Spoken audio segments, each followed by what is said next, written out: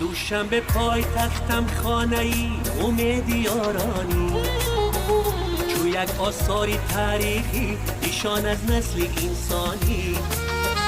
بیدارد رو سر یک ساکینت عمر تو را از قلب، مقامی ملتی تاجی مرامی تاجیکستانی. فضایت بس تراوت بار و پاک و تازه و زیبا، کنارت هست دریاها روان از ابر نیسانی.